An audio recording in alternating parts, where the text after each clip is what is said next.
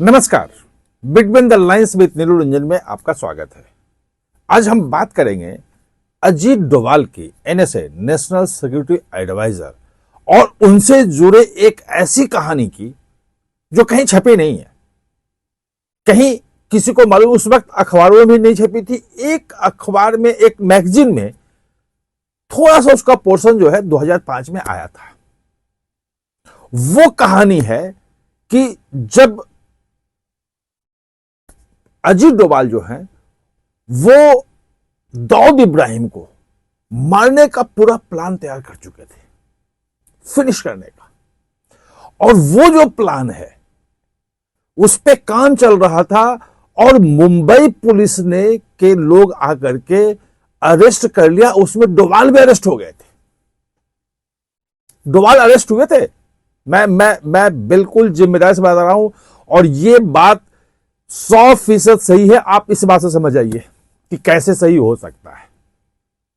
जहां मैं रहता हूं नोएडा में, मेरे घर से 200-300 मीटर की दूरी पे अजीत डोभाल का घर है। 2005 के अप्रैल में अजीत डोभाल जो है आईबी डायरेक्टर से रिटायर हो गए थे। इंटेलिजेंस ब्यूरो जो है, खुफिया ब्यूरो के निदेशक से रिटायर हो गए थे, और उसके बाद वहीं रहते थे। 2014 में जाके वो बने एनएसए। उसके पहले 2008 या 9 में उनको सिक्योरिटी एडवाइजर मुख्यमंत्री रहते हुए नरेंद्र मोदी ने लगाया था गुजरात का। तो वहां लगभग महीने में एक बार हमारी मुलाकात होती थी, और तमाम चीजों पे हम बातचीत करते थे, सब कहानी आपने बताते थे, सब कुछ करते थे। और 2009-10 में विवेकानंद इंटरनेशनल फाउंडेशन बनाया, और जिसकी बिल्डिंग है वो एक बड़ा संस्थान के रूप में खड़ा हुआ है। उसके पीछे भी डोभाल ही है, जो पूरा सबको जोड़ के उन्होंने किया था। वो सब हम बैठ के वहीं पे तय होता था।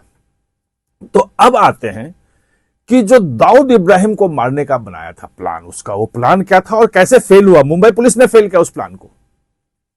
वो ये था कि जावेद मियादाद के बेटे से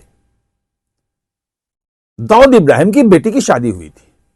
आपको ध्यान होगा 2005 के जून में शादी हुई थी, और 13 जून, जहां तक मुझे ध्यान है 13-14 जून को, या 17 जून था, 13 जून ही था, मुंबई में जो होटल हयात है बड़ा, वहां पे रिसेप्शन था।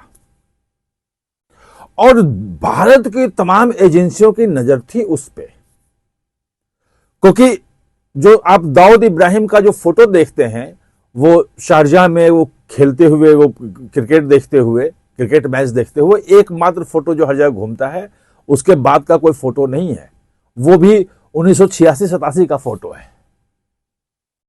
तो अब कहां रहता है कोई नहीं जानता है। 1993 के जो मुंबई का सीरियल ब्लास्ट था, उसमें आरोपी है, आतंकी है, वो उस पर तमाम डोजियर हैं, वो भागा हुआ है, पाकिस्तान कहता नहीं हमारे यहां है, लेकिन कराची में रहता है, उसके घर है, और बेटे की शादी थी। तो था कि दाऊद जरूर जाएगा, वहां पे एजेंसियों की नजर थी। इस बीच में रिटायरमेंट के 3 महीने बाद, मतलब 2 महीने तो हो ही गए थे, 1.5-2 महीने बाद कह लें आप, अब जून की बात है, अप्रैल में रिटायर हुए थे 30 अप्रैल को। वो जो है वो प्लान कर रहे थे कि दाऊद इब्राहिम को कैसे मारे, और उनकी मीटिंग जो है वो दिल्ली में, वो पूरा प्लान तैयार हुआ था। प्लान को फाइनल शेप देने के लिए दिल्ली में मीटिंग थी, ली मेरिडियन होटल में, टॉप फ्लोर पे, रात में 11-12 बजे। उनके साथ 2 अंडरवर्ल्ड के शातिर अपराधी थे।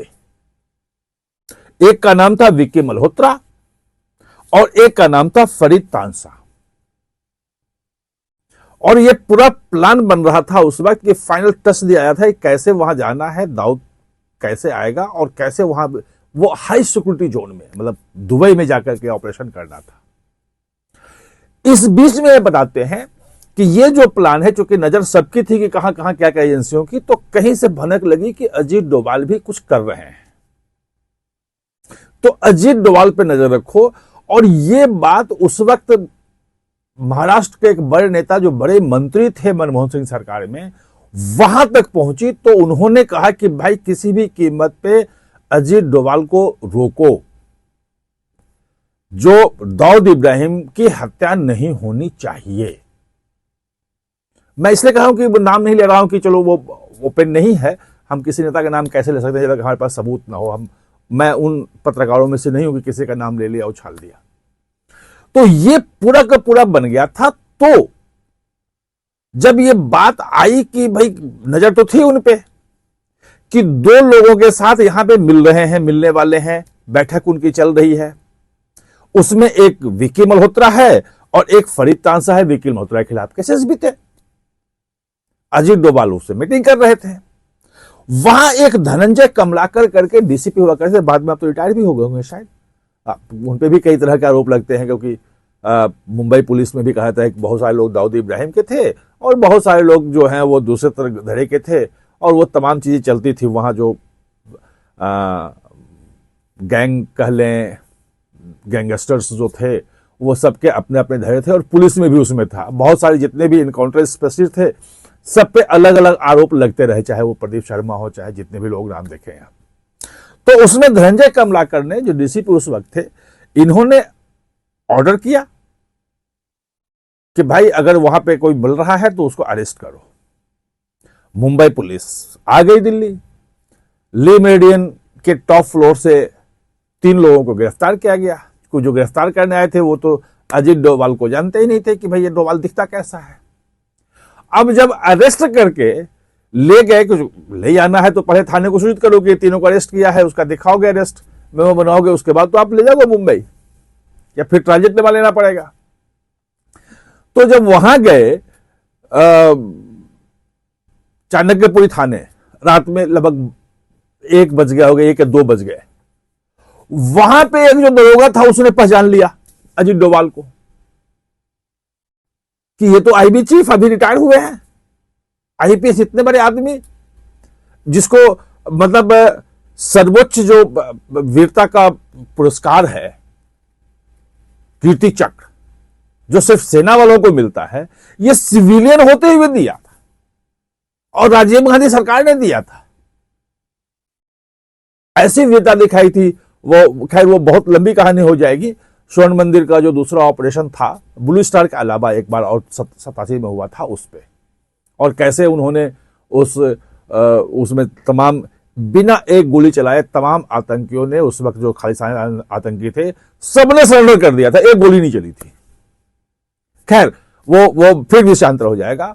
तो जब वे पहचान लिए गए ये, तब हरकत मचा, बड़े बड़े अधिकारियों को फोन किया कि तो अजीत डोभाल गिरफ्तार हो गए, ये तो गड़बड़ हो गई। फिर रात में उनको छोड़ दिया गया, और ये विकी मल्होत्रा और ये जो है फरीद तांसा, इनको लाएगा। और विकी मल्होत्रा जो काम कर रहा था वो नेपाल से कर रहा था, ऑपरेट जो करता था वो नेपाल से करता था, गैंगस्टर है, अंडरवर्ल्ड का है। तो ये कहानी, ये इंटरेस्टिंग कहानी है अजीत डोभाल की। आप हमारे साथ जुड़े इसके लिए बहुत बहुत धन्यवाद।